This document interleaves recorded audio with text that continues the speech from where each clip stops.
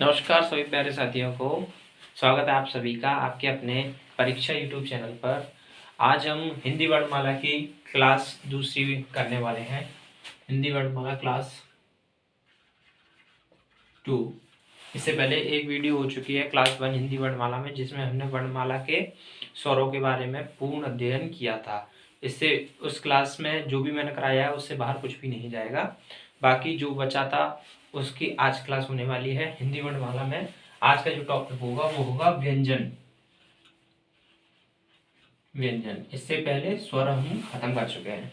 तो व्यंजन के अंदर क्या क्या आता है, जो भी पेपर में पूछा जाता है वो सारा मैं इस क्लास के अंदर आपको प्रोवाइड कराने वाला हूँ। और पूर्ण ध्यान से आप इस क्लास को देखिएगा, नोट्स बनाइएगा। जो भी मैं आपको दूंगा वो सभी लगभग सभी क्लासों का एक तरीके से निचोड़ कह सकते हैं, या फिर जो आदित्य की बुक आती है उसका निचोड़ भी आप इसमें कह सकते हैं। बाकी आप जितना हो सके मेरी वीडियो को लाइक करें, मुझे सपोर्ट करें, और अपने आसपास जो भी आपके साथ भाई बहन तैयारी कर रहे हो उनके साथ शेयर करना ना भूलें। तो आज मैं आपको बताता हूँ वर्णमाला का व्यंजन।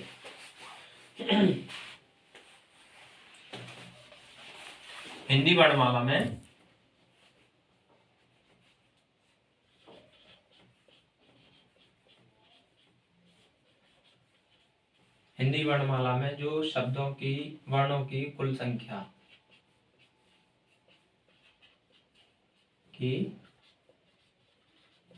जो होती है वो होती है 39। वर्णों की जो कुल संख्या होती है वो होती है 39।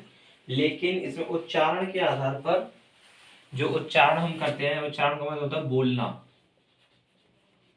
उच्चारण के आधार पर इनकी कुल संख्या होती है 33, और लेखन के आधार पर होती है कुल संख्या इनकी 39। तो अब कौन कौन सी होती है वो मैं आपको बताने वाला हूं। इसमें सबसे पहले इसमें आते हैं स्पर्श व्यंजन। स्पर्श व्यंजन कौन कौन से होते हैं और इनकी कुल संख्या कितनी होती है। स्पर्श व्यंजनों की कुल संख्या होती है 25। कौन कौन सी होती है वो मैं यहाँ आपको बता देता हूँ एक शॉर्ट फॉर्म में। क, ख, ग, घ और अण, ऐसे ही करके च, छ, ज, झ, अण, ट, ठ, ड, ढ, अण, त, थ, द, ध, न, प, फ, ब, भ, म, ऐसे करके इनकी कुल संख्या होती है 25। दूसरे नंबर पे आते हैं इसमें द्विगुण व्यंजन। द्विगुण व्यंजन इनकी जो कुल संख्या होती है वो होती है 2। अड़ और अढ़, इनकी कुल संख्या होती है 2। थर्ड नंबर पे आते हैं आपके अंतःस्थ व्यंजन। उम्मीद है आप सभी को समझ में आ रहा होगा। अंतःस्थ व्यंजन इनकी कुल संख्या होती है 4। य, र, ल और व। इसके बाद आते हैं ऊष्म व्यंजन। वो मैं आपको यही लिख के बता देता हूँ, इनको मिटा के एक बार फिर से रिपीट कर देता हूँ मैं। पहले नंबर पे स्पर्श व्यंजन कुल संख्या होती है 25, जो यहाँ पे लिखी है। दूसरे होते हैं द्विगुण व्यंजन, इनकी संख्या होती है 2। तीसरे होते हैं अंतःस्थ व्यंजन, इनकी संख्या होती है 4। इसके बाद आते हैं ऊष्म। 4 नंबर पे आता है ऊष्म व्यंजन, इनकी भी कुल संख्या होती है 4। श, श, स और ह, इनकी भी संख्या होती है 4। और 5वें नंबर पे आते हैं आपके संयुक्त व्यंजन।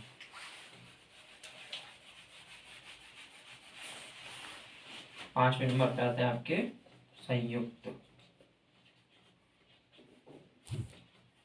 संयुक्त व्यंजन, इनकी संख्या भी होती है 4।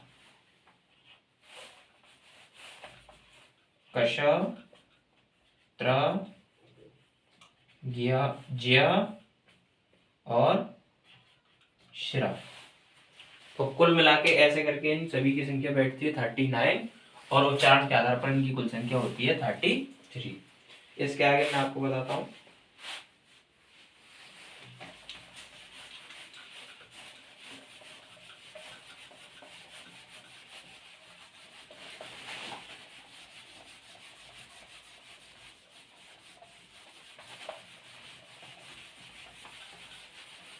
उच्चारण का स्थल होता है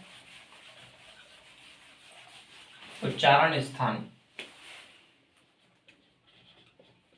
उच्चारण का स्थान पूछा जाता है आपसे पेपर में। तो सबसे पहले आता है कंठ, फिर आता है तालव्य, फिर आता मूर्धा, फिर आता दंत, फिर आता ओष्ठ्य। जिन शब्दों को कंठ की सहायता से बोला जाता है उनको बोलते हैं कंठ। जिनको तालव्य यानी कि तल जो तालु होता है हमारा उसकी सहायता से बोलते हैं उनको तालु की कैटेगरी में रखा जाता है। मूर्धा, जो पीछे वाले दांतों से जब हमारी जीभ पीछे के जो 4 दांतों से छुलकर किसी शब्द को निकलते हैं वो मूर्धा में आता है। या फिर ऐसा समझ लो इसको, जीभ को मोड़ के ऊपर जो छिलती तलवे से ऊपर लगती है जीभ, लग के कटाक्ष से एकदम नीचे आती है, वो वाले शब्द मूर्धा में। दंत में जो दांत, जब जीभ दांत से छुलती है, और ओष्ठ में जब होठ दोनों आपस में एक दूसरे से मिलते हैं। इसमें क वर्ग आता है पूरा, क ख ग घ ङ। इसमें च छ ज झ ण। इसमें ट ट ट, जीभ ऊपर से लग के एकदम नीचे। इसमें क च ट त, और इसमें प फ ब भ म। ऐसे करके इनको उच्चारण के स्थान पर 5 भागों में बांटा है: कंठ, तालव्य, मूर्धा, दंत और ओष्ठ। बाकी मैं आपको आगे बताता हूँ, इसमें आप नोट कीजिए जब तक।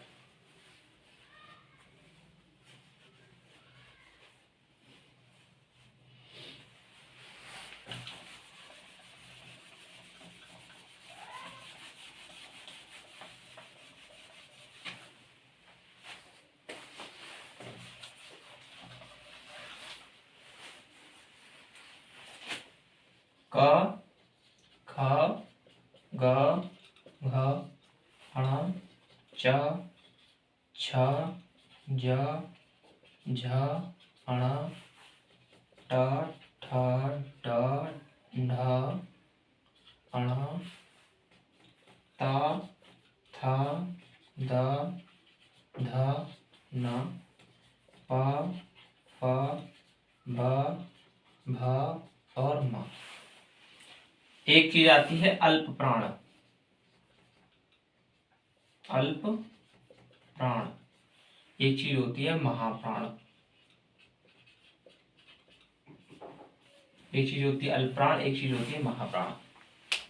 अल्प प्राण जिन शब्दों को बोलते समय मुख से वायु या फिर जो हम बोलते हैं ऊष्मा कम लगे। महाप्राण जिनको बोलने में ऊष्मा ज्यादा लगे या मुख से वायु ज्यादा निकले। तो इनकी कुल संख्या होती है अल्प प्राण और महाप्राणों की। अल्प प्राणों की संख्या होती है, अल्प प्राणों की संख्या होती है 1, 3 और 5, और महाप्राणों की संख्या होती है 2 और 4। अल्प प्राण 1, 3, 5 का मतलब है पहला ये वाला 1, 3 नंबर और 5 नंबर, ये तो आते हैं अल्प प्राण में। इनको बोलते समय ऊष्मा मुंह से कम निकलती है। 2 नंबर और 4 नंबर ये आते हैं महाप्राण में।